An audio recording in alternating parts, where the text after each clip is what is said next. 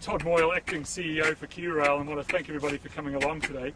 In particular, the Deputy Prime Minister, the Right Honourable Winston the Minister for Regional Development, Shane Jones, Sir John Galter from Northport, and other dignitaries and our iwi partners here. It's a very hot day today, so do make sure you take advantage of the shade and that hottest day of the year they're predicting. So we'll see how that goes. There's some water and other liquids there as well, so do keep rehydrated. Look, it's a significant activity for KiwiRail and a significant day for us. And I'm glad that we've got a few of our team from Northland that have been able to come and join us, because I think they've put a lot of blood, sweat and tears into this line and into this area over many years to keep it as it is. And to see the commitment and looking at initiatives around this line is really critical, not only to KiwiRail, but particularly to the people that have put that effort in over many years, keeping this line viable. It's a huge amount of excitement for KiwiRail also, in the sense that the last time there was potential of a line being built was 50 years ago, and that was, at that point, that was building the line out to the steel yards on Mission Bush. Prior to that was 1955 when we built the line out of Murupara. So it's been a long time since we've seen any investment in rail that grows what we can deliver and what we can do. So working on an initiative to look at the ability to do that is really, really positive. Over the last 4 months, with the support of the Provincial Growth Fund, we've been able to go through and then do some engineering assessments along this potential route to Northport and look at what the geotechnical conditions are. That's enabled us to take the concept and actually develop it and put some more detail around the design. We've focused on areas where there is engineering complexity, and what we have found is there are different geotechnical conditions. We're now in a much stronger position to be able to detail that design out and get a really defined route that will enable us to make that connection when the decisions are made. So really positive day for KiwiRail. We're quite excited about it for KiwiRail and for the teams and everybody who's put a lot of effort into this area over many, many years. So thanks for coming along. I'd like to take the opportunity to introduce Greg Miller, who's our chairman for KiwiRail, and ask whether he can say a few words as well. So over to you, Greg. Thanks, Todd. Look, welcome Deputy Prime Minister and Minister of Regional Development, Shane Jones. We're so grateful for your support. It's an interesting time. This corridor north of Auckland has been in managed decline, and we're aiming to turn that around.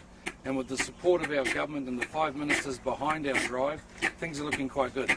So I've got to say a big thank you on behalf of all of the KiwiRail team members, because we know that when we invest in mission critical infrastructure like the railroad, we actually unlock value in the community.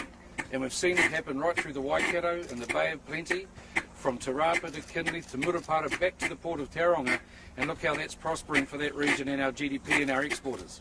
So we're taking the view on this spur out to Marsden as the first step of unlocking value right across the north. And as soon as we've done this job, we're going to look to Dargaville, we're going to look north to Kauri, Oturia and Opua to see what we can do on those rail corridors. One of the trends we're seeing is that the Bay of Plenty investors in agriculture and horticulture are moving north. And in 1970 and 1980 we saw an enormous amount of that growth in the Waikato and the Bay of Plenty. So our infrastructure is a key part of that to get there before those businesses arrive. Then we look back to Auckland to see what needs to be done on the Northland line. And as you know, the Upper North Island Supply Chain Committee, which we're a part of, is reviewing the location of those port opportunities with serious consideration for the north. And this spur is a key part of that. So thank you, ministers, and thank you to my team at KiwiRail. Fabulous stuff, and we look forward to seeing our Deputy Prime Minister go the next step with us today.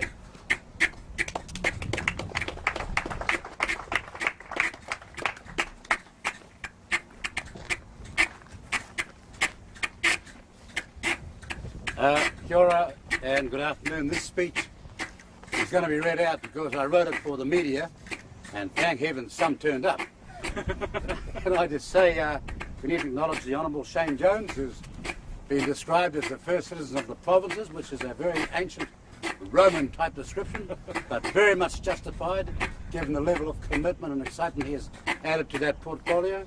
I want to acknowledge KiwiRail Chair Greg Miller, you've just heard from, Deputy Chair and former colleague of mine in the legal fraternity. When he stayed in Matt Farmer money than I did, while I went on to be a humble public servant. Brian Corbin over here, and Chief Executive Todd Moyle. And a particular acknowledgement to all the KiwiRail team. That sounds like the outside of a pigsty, doesn't it? It's the nearest thing it reminds me to, but never mind. But all the KiwiRail team for their efforts in completing these investigations.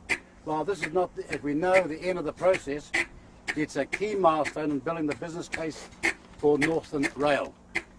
Strengthening the New Zealand rail system is a key priority for the coalition government. We understand the importance of rail and the benefits it brings to a region. And you all know that we inherited a rail system in heavy decline. To think that we've done nothing in terms of a new rail system for 50 years, while also all over the world, and in China in particular, they're building rail everywhere. Years of underfunding has led to a system with long overdue and much needed maintenance. And we want to deliver a safer, better connected and more resilient rail system, because we're starting from the bottom and we mean to be successful. Rail connects regions with cities.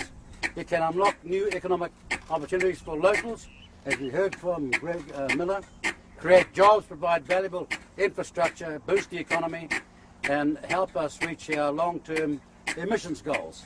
In fact, it is one of the few utilities that makes that practically possible. Rail is for all, after all. It's for businesses needing freight transport options, for city workers committing to their jobs, and passengers travelling, whether it be for tourism or to see family and friends. We do understand the strategic value of rail, and we're investing heavily in rail to enable rail to become competitive. And just one last thing, I know what the general view of the public is, or politicians, but the darn hardest thing to do in this game is not make comments and promises, but it's to get the money to back them up. And get the money we have got, and we will go on getting it. We're supporting KiwiRail through equity investments, grants for projects, the Provincial Growth Fund, which my esteemed colleague Mr. Jones can speak about shortly, and the National Land Transport Fund. Now, just today, just over a year, the coalition government has invested $185 million to support KiwiRail's 2019-2020 capital needs. $285 million, that's way more than the $70 million provided by the previous government with respect to the Kaikoura damaged Main North line. $130 million through the Provincial Growth Fund for a range of projects across the country, and $35 million to purchase new electric locomotives. And despite our rail system being a national network on land and a transport system, it has been, as you all know, excluded from drawing from the National Land Transport Fund under the previous government. We've corrected that. We've addressed it. We've taken the illogicality away and made a common sense decision. The New Zealand Transport Agency has set aside $850 million from the fund to invest into rail across the next decade.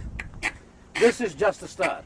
We're working on the future of rail project to assess the effectiveness of New Zealand's current rail operations and to identify the role it can play in supporting urban development and the growth of our freight and tourism sectors. The report will assist us to determine the package of investments to deliver this commitment, and we expect further announcements this year. And the more freight that we move off roads, the more we reduce our carbon emissions and free up our roads for other uses. Oh, by the way, I travelled up the other day and I saw a sign that said that National had promised and was building a 4-lane highway. And the next sign said, and Labor stopped it. Ladies and gentlemen, if you're in the media up here, why don't you stop these people lying? You know, and I know, that not 1 cent was assigned by the NZTA for any 4-lane highway going past Puhoi. Right?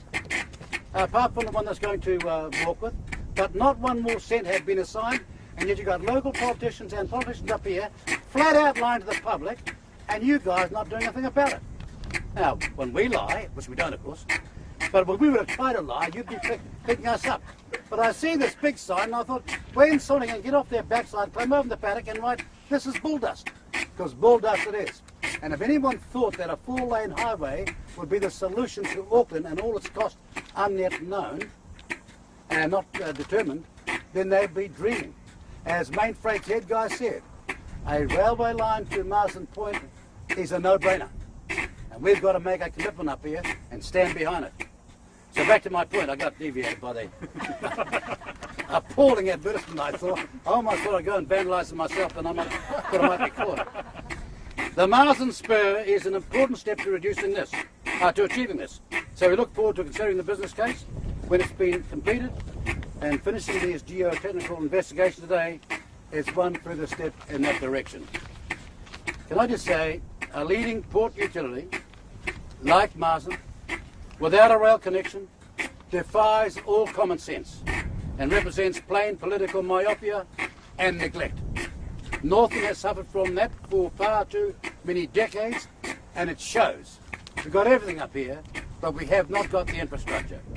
This project will be a transformation for Whangarei and indeed all in the north.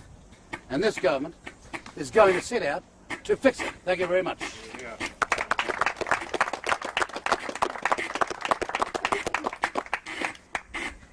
Kia ora koutou katoa. That sounds like a teenager who's been drinking excessively all night. The next morning. Look, can I acknowledge Sir John Gulter? Can I acknowledge the Chair, the Deputy Chair, and the CEO? I also have brought along with me from my office Jane Francis, who has the invidious task of being the steward in a bureaucratic sense of the $3 billion fund to ensure that KiwiRail get what they're entitled to, but not a cent more. And to all of the team from KiwiRail here in the north, Albie, and those of you who have soldiered on during a period of time where KiwiRail was either forgotten about or, if not, directly stigmatised. We fought an election, we put a lot of effort in the north, and during the period of time we were flying our party colours in the election during the Whangarei experience. We said if we had the opportunity to govern, we would step up to the plate with the necessary pūtea to drive the spur connecting the main trunk between Oakley and Marsden Point. And today is an important step in that direction. My rhetoric, I fear, has run slightly ahead of the corporate plans of KiwiRail and the engineering certification, but that's what you should expect from an ambitious retail politician such as myself. So I'm very happy to be accompanied here by our leader, and please take from our presence a vote of confidence in the leadership and the team of KiwiRail, and a genuine belief that we were given a mandate to improve the prospects of KiwiRail fulfilling a bigger role in New Zealand's overarching transportation infrastructure and the rejuvenation of the Northland economy through more effort and business being generated at our local port. There are two streams of work. You are here today to witness one of them. The other is being led by Mr. Wayne Brown. It's called the Upper North Island Port Study, and over the next few months it will report back. And what we're doing here with KiwiRail is not disconnected to the mahi that Mr. Wayne Brown's committee, ably assisted by the chair of KiwiRail, Greg Miller. Look, we know that our port, although it's called Northland, is no longer exclusively owned by our regional council. It is a part of the share market architecture, but I give fair warning to all of the joint owners of Northport. I do not want to hear of any corporate activity that undermines the electoral mandated approach of the government to rejuvenate, strengthen and grow the ability of our port to be a catalyst for economic growth in the north. In fact, the sharp end of my mere will be visited upon anyone, any other owner, whether it's Tauranga or Auckland, seeking to frustrate the electorally mandated kaupapa of our government. I don't have much more to say, but thank you very much, KiwiRail, for chasing the goats away from any photo that I might be in.